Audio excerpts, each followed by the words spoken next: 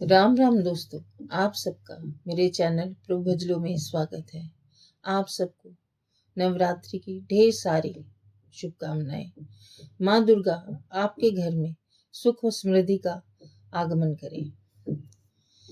नवरात्रि का पर्व माँ दुर्गा की भक्ति और शक्ति की उपासना का विशेष समय होता है। भक्तजन 9 दिन तक माँ दुर्गा के विभिन्न स्वरूपों की आराधना कर धर्म और आध्यात्मिकता में लीन रहते हैं। नवरात्रि का पर्व दुर्गा की भक्ति और शक्ति का उपासना का विशेष समय होता है। देवी पुराण के अनुसार इस दौरान माँ दुर्गा धरती पर वास करती हैं, जिससे वातावरण भक्तिमय हो जाता है। इस वर्ष चैत्र नवरात्रि 30 मार्च 2025 से प्रारंभ होगी। वहीं 6 अप्रैल 2025 को राम नवमी के साथ इसका समापन होगा। नवरात्रि के पहले दिन घट स्थापना के साथ हिंदू नववर्ष का शुभ आरंभ भी होगा और गुड़ी पड़वा का पर्व मनाया जाएगा। इस बार नवरात्रि का आरंभ और समापन दोनों रविवार को हो रहा है, जिससे माँ दुर्गा हाथी पर सवार होकर आएंगी और इसी पर प्रस्थान भी करेंगी। हाथी पर माता का आगमन बेहद शुभ माना जाता है, जो अच्छे वर्षा चक्र, समृद्धि और खुशहाली का संकेत देता है। मान्यता है कि देवी की सवारी से आने वाला समय की स्थिति का अंदाजा लगाया जा सकता है, जिसमें प्रकृति, कृषि और समाज पर पड़ने वाले प्रभाव शामिल होते हैं। कलश स्थापना का शुभ मुहूर्त सुबह 6:13 बजे से 10:22 तक रहेगा और अभिजीत मुहूर्त दोपहर 12:01 बजे से 12:50 तक रहेगा। कलश स्थापना शुभ मुहूर्त के करने से व्रत और पूजा का विशेष फल प्राप्त होता है। नवरात्रि में माता की आराधना करने से नकारात्मक ऊर्जा दूर होती है और जीवन में सकारात्मकता का संचार होता है। इस दौरान देवी दुर्गा के 9 स्वरूपों की पूजा की जाती है, जिससे भक्तों की शक्ति, ज्ञान और समृद्धि प्राप्त होती है। इस साल नवरात्रि विशेष रूप से फलदायी होगी, क्योंकि देवी का वाहन शुभ हाथी शुभता और समृद्धि का प्रतीक माना जाता है। कहते हैं नवरात्रि के दिनों में देवी पृथ्वी लोक पर आती हैं, इसलिए उनकी आराधना हमेशा विधि विधान से करनी चाहिए। इस बार देवी हाथी पर सवार होकर आ रही हैं, जो बेहद शुभ और धन लाभ का संकेत है। इस दौरान रेवती नक्षत्र और अनेंद्र योग के साथ साथ हिंदू नववर्ष का सहयोग भी बन रहा है। इस सहयोग में माता की पूजा पूर्ण विधि से करने पर वे प्रसन्न होती हैं और सभी दुखों को हरती हैं। आइए नवरात्रि के पहले दिन की पूजा विधि के बारे में जानते हैं। दोस्तों, कलश स्थापना करने की विधि जानते हैं। पूजा से पहले कलश स्थापना का विधान है। आप सबसे पहले एक मिट्टी के पात्र को लेकर उसमें थोड़ी सी मिट्टी डाल दें। फिर इस पात्र में जौ के बीज डालकर इसे मिलाएं।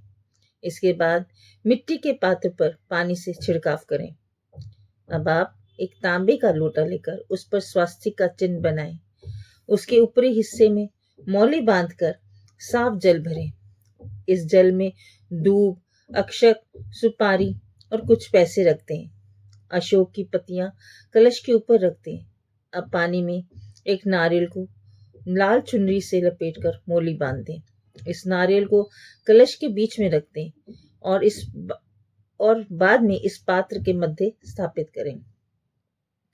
आइए दोस्तों, जानते हैं पूजन विधि। नवरात्रि की पूजा से पहले विधि विधान से घट स्थापना करें। वही नवरात्रि के पहले दिन माँ शैलपुत्री की पूजा की जाती है। आप पूजा करने के लिए सबसे पहले अग्यारी करें और उस पर लौंग का जोड़ा रखें। अग्यारी मतलब अग्नि मंदिर बनाएं। अब देवी के समक्ष जोत जलाएं। फिर कुछ मौसमी फल और बताशे प्रसाद के रूप में रखें। अब कुमकुम, हल्दी, सफेद चंदन, अक्षत, सिंदूर अर्पित करें। इसके अलावा आप पान, सुपारी, लौंग, नारियल, 16 श्रृंगार का सामान चढ़ा सकते हैं। नवरात्रि के पहले दिन देवी को सफेद रंग का पुष्प अर्पित करें। फिर दुर्गा सप्तशती का पाठ करें। अब माँ शैलपुत्री के बीज मंत्रों का जाप भी कर सकते हैं और आरती करना शुरू कर सकते हैं। अंत में माता की आरती करते हुए अपनी गलतियों की माफी जरूर मांगे। आइए दोस्तों, जानते हैं माँ शैलपुत्री की कथा। नवरात्रि के 9 दिन भक्ति और साधना के लिए बहुत पवित्र माने जाते हैं। इसके पहले शैलपुत्री की पूजा की जाती है। शैलपुत्री हिमालय की पुत्री हैं। हिमालय पर्वतों की राजा हैं।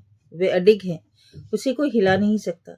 जब हम भक्ति का रास्ता चुनते हैं तो हमारे मन में भगवान के लिए उसी तरह से अडिग विश्वास भी होना चाहिए, तभी हम अपने लक्ष्य को तक पहुंच सकते हैं।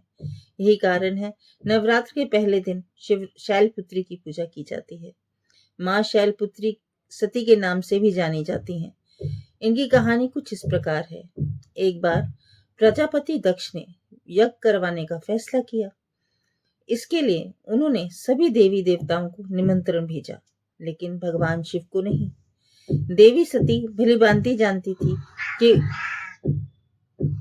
उनके पास निमंत्रण आएगा, लेकिन ऐसा नहीं हुआ।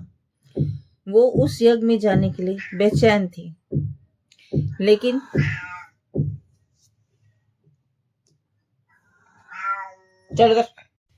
भगवान शिव ने मना कर दिया। उन्होंने कहा कि यज्ञ में जाने के लिए उनके पास कोई निमंत्रण नहीं आया और इसके लिए उन्हें वहां जाना उचित नहीं। सती जी नहीं मानी और बार बार यज्ञ में जाने का आग्रह करने लगी। सती के ना मानने की वजह से भगवान शिव ने उन्हें अनुमति दे दी। सती जब अपने पिता प्रजापति दक्ष के यहाँ पहुंची तो देखा कि कोई भी उनसे आदर और प्रेम से बातचीत नहीं कर रहा।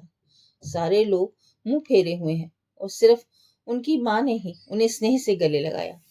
उनकी बाकी बहनें उनका उपहास उड़ा रही थी और सती के पति भगवान शिव को भी तिरस्कृत कर रही थी। स्वयं दक्ष ने भी अपमान करने का मौका न छोड़ा। ऐसा व्यवहार देख माँ सती दुखी हो गई।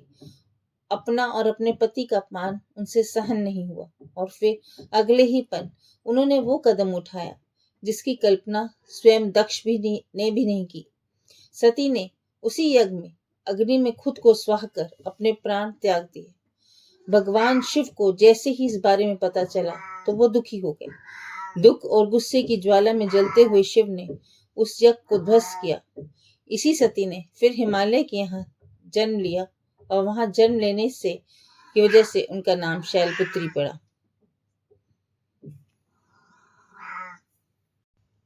शैलपुत्री का नाम पार्वती भी है। माँ शैलपुत्री का वास काशी नगर वाराणसी में माना जाता है। वहां शैलपुत्री का बेहद प्राचीन मंदिर है, जिसके बारे में मान्यता है यहाँ माँ शैलपुत्री के सिर्फ दर्शन करने से ही भक्त जनों की मुराद पूरी हो जाती है। कहा तो ये भी जाता है कि नवरात्र के पहले दिन यानी प्रतिपदा को जो भी भक्त माँ शैलपुत्री के दर्शन करता है उनके सारे वैवाहिक जीवन के कष्ट दूर हो जाते हैं। चूंकि माँ शैलपुत्री का वाहन वृषभ है और इसलिए इन्हें वृषरूढ़ा भी कहा जाता है। इनके बाएं हाथ में कमल और दाएं हाथ में त्रिशूल रहता है। दोस्तों, माँ शैलपुत्री आपके सभी दुखों का निवारण करे और आपका घर सुख समृद्धि से भर जाए। जय माँ दुर्गा।